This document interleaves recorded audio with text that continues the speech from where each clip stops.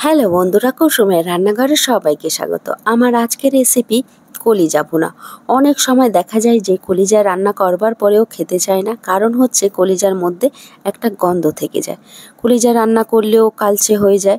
আমার আজকের রেসিপিতে করে দেখাবো কি কি স্টেপ ফলো করলে সহজে কলিজা পরিষ্কার করা যায় এবং গন্ধযুক্ত কলিজা ভুনা রেসিপি। তাহলে দেখে নেওয়া যাক। এখানে আমি একটা কড়াতে গরম জল করে নিয়েছি। আমি এই রকমভাবে কলিজা কেটে নিয়েছি বড় সাইজ করে। এটাকে আমি গরম জলে ফুটিয়ে নেব। দেখুন, ফেনাগুলো আমি খন্তা দিয়ে ফেলে দেব আর কলিজাগুলো উল্টে দেব। উল্টে পাল্টে ভালো করে এটাকে আমি ফুটিয়ে নেব। ফোটানো হয়ে গেলে ঠান্ডা জলে আমি এটাকে ধুয়ে নেব ভালো করে, আর এই রকমভাবে পরিষ্কার করে নেব।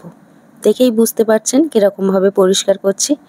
এই রকমভাবে পরিষ্কার করে নিলে কলিজার মধ্যে কোনো গন্ধ থাকবে না আর কালচে হয়ে যাবে না। প্রত্যেকটা স্টেপ ফলো করলে দেখবেন কলিজা খেতে কিন্তু দারুণ লাগবে, কোনো গন্ধ থাকবে না।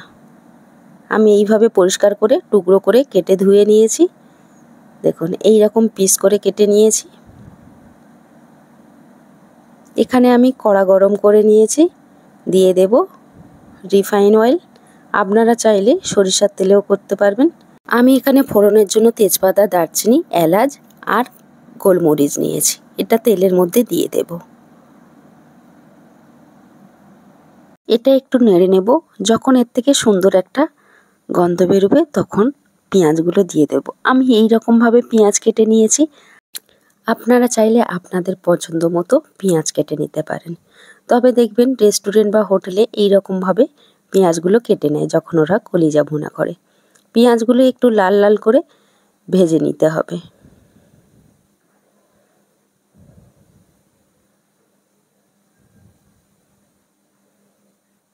পেঁয়াজগুলো ভাজা হয়ে গেলে এখানে আমি দিয়ে দেব ধনে গুঁড়ো, গরম মশলার গুঁড়ো, কাশ্মীরি লঙ্কার গুঁড়ো, ঝাল লঙ্কার গুঁড়ো আর লবণ। সব মশলাগুলো দিয়ে আমি ভালো করে এটাকে নেড়ে নেব। এই সময় কিন্তু গ্যাসের ফ্লেমটা আমি লোতে রাখবো, নাহলে মশলাগুলো পুড়ে যেতে পারে। একটু ভাজা ভাজা হয়ে গেলে 1 চামচের মতো আদা রসুন বাটা দিয়ে দেব, আর 1 চামচ দিয়ে দেব হলুদের গুঁড়ো। এটা ভালো করে আমি কষিয়ে নেব। এই সময় কিন্তু কোনো জলের ইউজ করব না। এরকমভাবে মশলাগুলো আমি পেঁয়াজের সঙ্গে কষিয়ে নেব। মশলা থেকে যখন তেল ছেড়ে দিয়েছে তখন একটু অল্প পরিমাণ আমি গুড়দা ব্যবহার করব। এটাকে ভালো করে কেটে ধুয়ে পরিষ্কার করে নিয়েছি। এটাকে আমরা গুড়দা বলি। আপনারা কে কী বলেন অবশ্যই করে কমেন্ট করে জানাবেন। আমি এটাকে পেঁয়াজের সঙ্গে ভালো করে কষিয়ে নেব।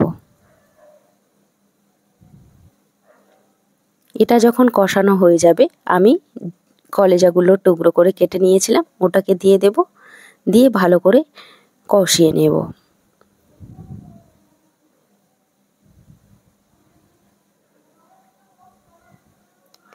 এটা কিন্তু ভালো করে কষাতে হবে, নাহলে এর মধ্যে গন্ধটা থেকে যাবে। এখনো পর্যন্ত কিন্তু আমি কোনো জলের ব্যবহার করিনি। দেখুন, এই রকম অল্প আঁচে আমি এটাকে ভালো করে কষিয়ে নিচ্ছি।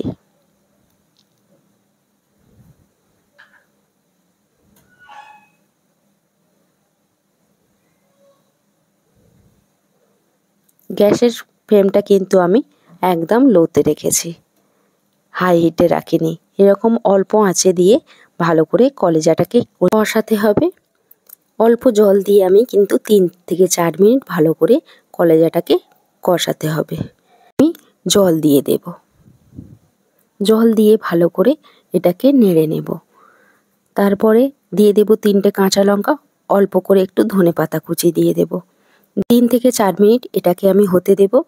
তারপরে গ্যাসের ফ্লেমটা আমি বন্ধ করে দেব। দেখুন, এটা আমার রেডি হয়ে গেছে। আমি এবারে গরম গরম পরিবেশন করে নেব।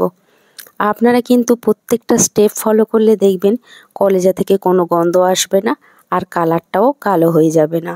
এই রকমভাবে বাড়িতে একবার অন্তত ট্রাই করবেন, খেতে কিন্তু দারুণ লাগে। আমার আজকের রেসিপি যদি আপনাদের ভালো লেগে থাকে লাইক, কমেন্ট, শেয়ার করবেন। আমার চ্যানেলে নতুন বন্ধু হয়ে থাকলে চ্যানেলটাকে সাবস্ক্রাইব করবেন, পাশে থাকা বেল আইকনতে ক্লিক করবেন পরবর্তী নোটিফিকেশান সবার আগে পাওয়ার জন্য। ভালো থাকবেন, সুস্থ থাকবেন। আবার ফিরে আসবো অন্য কোনো রেসিপি নিয়ে।